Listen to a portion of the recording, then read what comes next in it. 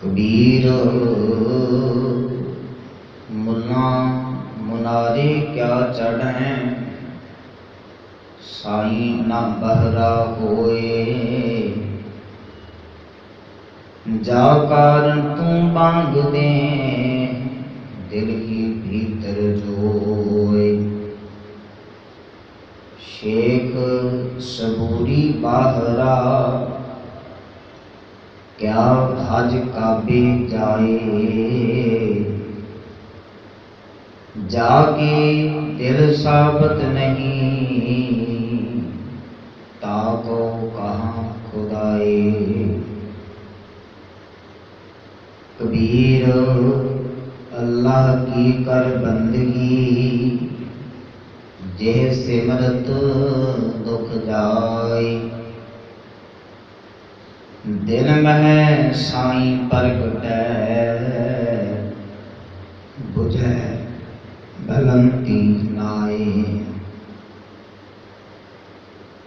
कबीर जोरी किए जुल्म है, कहता नाऊं हलाल।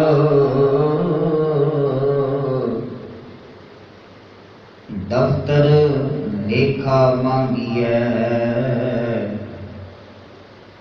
तब होए को कौन हवाल। जुगो जुग अटाल चावर सदर तक मालिक, हाजरा हजूर सर्व कला भरपूर। सर्वे कायनाते प्रतिपालक, ज्ञान दे कमी भंडार। सब दुखन को हरता, सब सुखन के दाते। धन धन धन साहिब श्री गुरु ग्रंथ साहिब महाराज जीओ की पावन हजूरी अंदर बैठ करके शब्द कीर्तन का रस आनंद माणिया है। तो अमृत वेले तो सजे हुए दीवान का जितना कुछ समा बाकी है, आओ सतगुरु जी की पावन बाणी की चल रही विचार नाल मन बिरतियां एकाग्र करने वास्ते गुरु चरणों में हाजिरी लगवाते हुए गुरु बख्शी फतेह प्रवान करो। आखो जी वाहिगुरू जी का खालसा, वाहिगुरू जी की फतेह। भगत बाणी की चल रही लड़ीवार विचार विचों भगत कबीर साहब जिन्हां दे पावन श्लोकां की विचार चल रही है। हुण तक भगत कबीर साहब जी के 183 श्लोक जिन्हां की विचार असीं साझी कर रही है। अज इस तो अगे दे 4 श्लोक जिन्हां का पाठ असीं हुणे साझा कीता है। इन्हां विच जो जीवन जाच भगत कबीर साहब ने बख्शिश की है, इसनूं समझण का यतन करना है। विचार अधीन अज का पहला श्लोक है। कबीर साहब आख रहे ने, कबीर मुल्ला मुनारे क्या चढ़ें, साईं ना बहदा होए। कबीर साहब जी ने जिहड़ा मसीत अंदर मुल्ला है, वो जदों नमाज पढ़ता है, 5 वक्त की नमाज अदा करता है, तो बड़ी उच्ची आवाज़ दे विच बाण देना है। ਉੱਚੀ आवाज़ ਦੇ ਵਿੱਚ ਬੋਲਦਾ है। कबीर साहब जी ने उसकी इस क्रिया इंज आख्या भी हे मुल्ला तू इन्नी उच्ची बांग क्यों देता है, इन्नी उच्ची आवाज़ क्यों मारता है। साई ना बहरा कोई परमात्मा ये बहरा तो नहीं भी जिसने इन्नी उच्ची आवाज़ मार करके बुलाता है। उच्ची आवाज़ नाल उदों मनुख गल करता है किसी मनुख नाल जदों वो दूरी ते होवे, ते जदों नेड़े होवेगा तो हौली आवाज़ भी गल की जा सकती है। तो कबीर साहब जी आखते ने कि मुला इन्नी उच्ची आवाज़ मार के तू खुदा नूं पिया बुलांदा है, मैनूं इंज दस भी वो किते बहरा है जां तेरे तो किते दूर वसदा है। जा कारण तू बांग दे है दिल की भीतर जोए, जिहड़ा तेरे दिल के अंदर वसदा है ते ओदे वास्ते तो इन्नी उच्ची आवाज़ दे रहे हैं, ऐसा क्यों है। ते कबीर साहब जी आखते हैं मैनूं इंज लगदा है उच्ची आवाज़ मार करके तू खुदा नहीं बुला रहा, तू तो दूजियां नूं दस रहा मैं नमाज पढ़न लगा, तू तो लोगों नूं दस रहा। साडे विचों भी बहुतियां दी हालत ही होंदी है भी असीं धर्म का कोई भी कर्म जिहड़ा भी उहदा विखावा ज़्यादा करदे, अंदर धर्म कोई नहीं होंदा। बहुतियां दी साडी हालत यही है कि जदों कोई इकट्ठे होणगे तो सानूं सेवा जिहड़ी उदों चेता आउंदी है। तो खैर कबीर साहब जी ने इत्थे जिक्र किया है भी हे मुल्ला तू उच्ची आवाज़ मार रहा है कि रब कोई बहरा है, वो तो तेरे अंदर वसदा है। तो फिर तेरा ये जिहड़ा कर्म है मैनूं इंज जापदा है भी सिर्फ तू लोकाचारी करके दूजियां नूं सुनाउण वास्ते पिया करदा है। तो चेता रख परमात्मा ते हिरदे दे अंदर वसदा है। जे तैनूं अंदर उहदे उपस्थिति का यकीन नहीं है तो चेता रखी बाहरों में तेन कुछ नहीं लभण वाला। जे तू अंदरों यकीन नहीं बनाया, अंदरों उसनूं नहीं देखा तो बाहर भी नहीं लभेगा। इस करके इन्नी उच्ची उच्ची आवाज़ां मारन की लोड़ नहीं है। वो तो हिरदे रूपी घर में वसदा है, उन्होंने तू अंदर ही पछाणन का यत्न कर। फिर नाल ही कबीर साहब जी ने वो श्लोक भी दर्ज किया है। कहनगे शेख सबूरी बाहरा क्या हज काबे जाए। इस्लाम जगत के अंदर इस्लामी लोग मुसलमान लोग एक काबे का हज करने वास्ते जाते हैं। हज करने का अर्थ है तीर्थ यात्रा। जिवें सनातन धर्म वाले हिंदू धर्म वाले तीर्थ यात्रा ते जाते हैं, इस्लाम वाले इसनूं हज करना आखते हैं। उन्हां विच 68 तीर्थों की प्रमाणिकता है, पर इधर इस्लाम अंदर केवल एको एक जगह है काबा मक्के के अंदर है, जिथे हजरत मूसा का जन्म होया है। ये पैगंबर है ते उस काबे का हज करने वास्ते ये मुसलमान लोग जोड़े ने वो जाते हैं। कबीर साहब आखते ने शेख सबूरी बाहरा, सबूरी का अर्थ है सबर संतोख। हे शेख हे मुल्ला हे इस्लाम नूं मनन वाले, जे तेरे अंदर सबर नहीं है, तेरे अंदर संतोख नहीं है तो क्या हज काबे जाए, तो तेरा हज काबे जाने का की फायदा है। कबीर जाके दिल साबित नहीं ताको कहाँ खुदाए। कहने कि जिसनों अपने अंदर रब नहीं दिसया उन्होंने मक्के अंदर जा करके भी कोई नहीं लभण वाला। जिसने अपने आपे विचों परमात्मा नूं नहीं देखा उन्होंने खलकत विचों भी नहीं लभण वाला। जिन्ना चिर मनुख अपने आप अंदरों नहीं देखेगा उन्ना चिर सामने भी नहीं दिसेगा। ये बिल्कुल इसी तरह है कि जिवें असीं अपना चेहरा देखना चाहते हाँ तो सानू शीशे के सामने जाना पड़ेगा। शीशा जोड़ा है वो साढ़े अगे नहीं आएगा, सानू यत्न करना पवेगा, कोशिश करनी पवेगी अपना चेहरा देखने वास्ते तो शीशे के सामने जाना पवेगा, फिर वो अपनी तस्वीर दिखावेगा, साड़ी तस्वीर दिखावेगा। तो कबीर साहब जी आखते ने परमात्मा बिल्कुल इंज है, उन्होंने बाहर लभण तो पहला अपने अंदर वेख,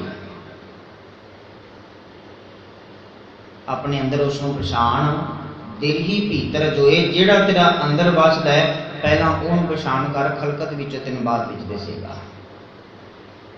तो इस दूजे श्लोक में कबीर साहब ने जिक्र करता है भी कर दिता है भी हज काबे जान वाले, तीर्थ यात्रा करने वाले, उन्हां दे अंदर जे सब्र नहीं है, संतोख नहीं है, जे उन्हां दे अंदर सच नूं पछाणन दी, सच बोलण दी हिम्मत नहीं है, ते उन्हां दा एक कीता गया धर्म कर्म एक केवल लोक विखावा हो सकता है। अंदर सच नहीं होगा, अंदर निरंकार नहीं वसेगा। इस करके कबीर साहब जी तीजे श्लोक में कृपा करते हैं, कबीर अल्लाह की कर बंदगी जिह सिमरत दुख जाए। हे कबीर अल्लाह दी खुदा दी बंदगी कर, ओदी भगती कर, जिसका सिमरन करन नाल इहो जिहा हर एक दुख दूर चलिया जाता है। किहो जिहा दुख कि शेख सबूरी बाहरा क्या हज काबे जाए, इहो जिहा दुख भी धर्म कर्म ते बथेरे करने, अंदर आनंद नहीं है, अंदर टिका नहीं बनता पाया, ये बड़ा बड़ा दुख है। मेहनत बहुत हो रही है पर प्राप्ति कुछ नहीं हो रही। इनू हजूर गुरु अर्जन साहब जी ने पवित्र बाणी में जिक्र किया है, कहने लगे भी मनुख यतन तो बहुत कर रहा धर्म कर्म करने की, पर बहुत सारिਆਂ ਦੇ मन अंदर ਜਿਹੜੇ ਨੇ ਉਲਾਂਭੇ रह जाते हैं भी मेरी बंदगी, मेरा कुछ सिमरन, मेरा गुरुद्वारे साहब जाना, मेरा पाठ करना मैनू इंज लगता भी प्रवान नहीं हो रहा, सारे दुख तो मेरे घर में आ रहे हैं, प्रवानगी क्यों नहीं हो रही।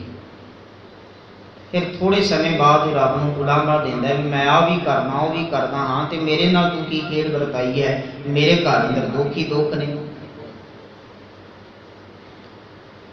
गुरु अर्जन साहब महाराज जी ने जिक्र किया भी इहो जिहा उलांभा देण तो पहला अपने अंदर झात मार करके वेख लै भी तू कर की रहा है। उन्होंने शब्द अंदर उदाहरण पेश की, कहन लगे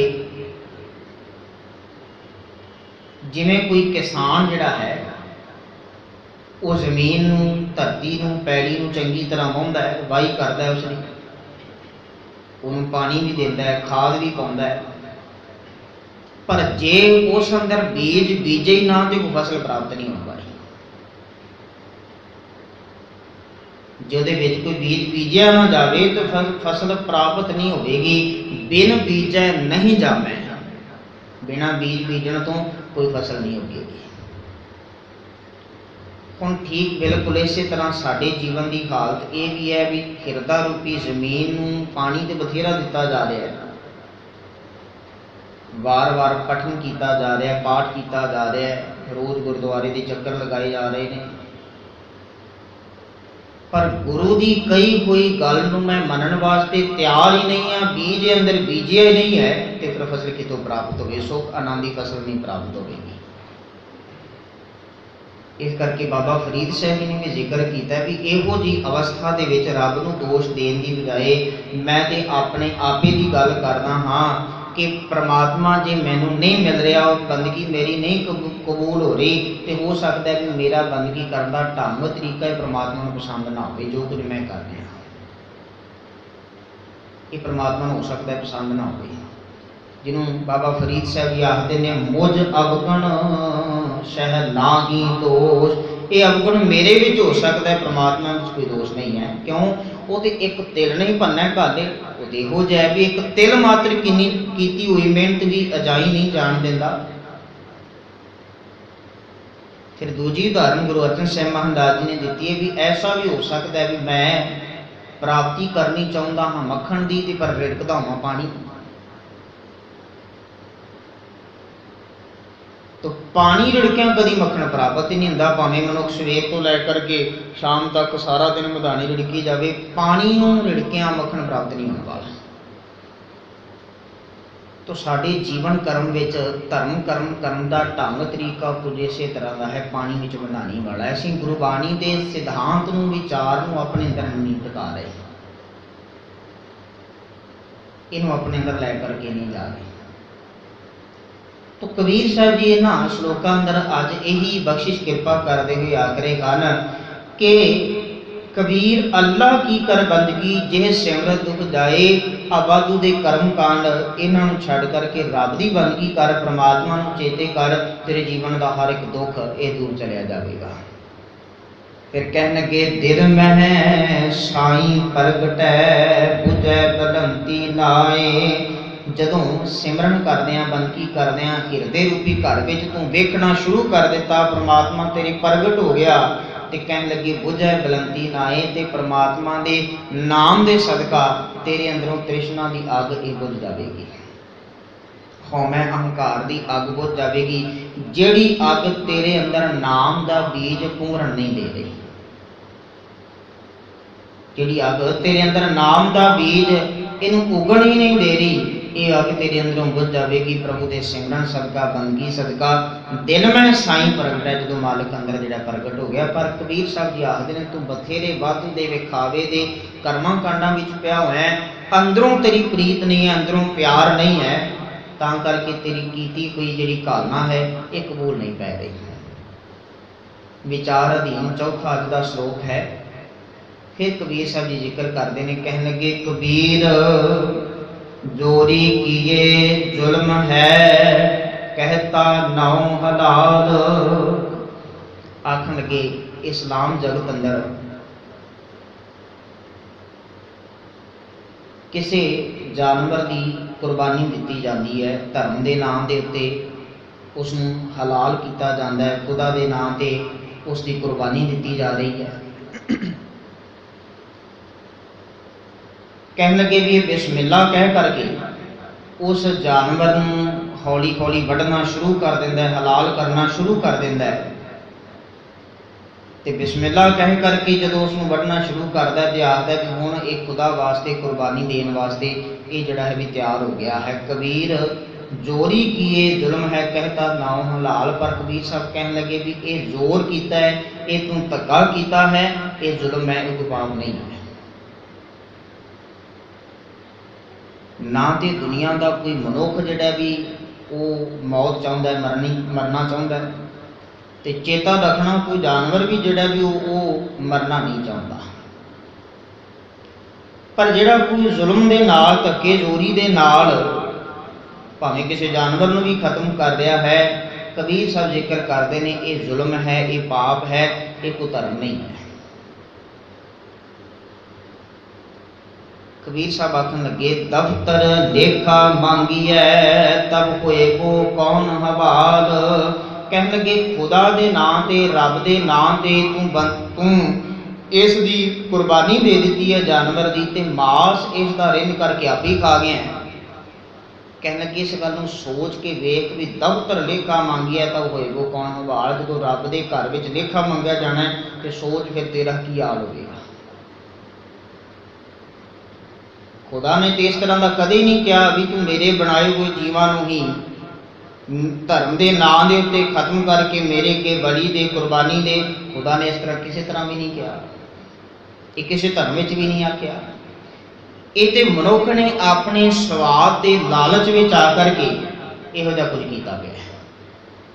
मैंने वो गल चेता आ जाती है भी साडे वालियां दे भी यही हाल है।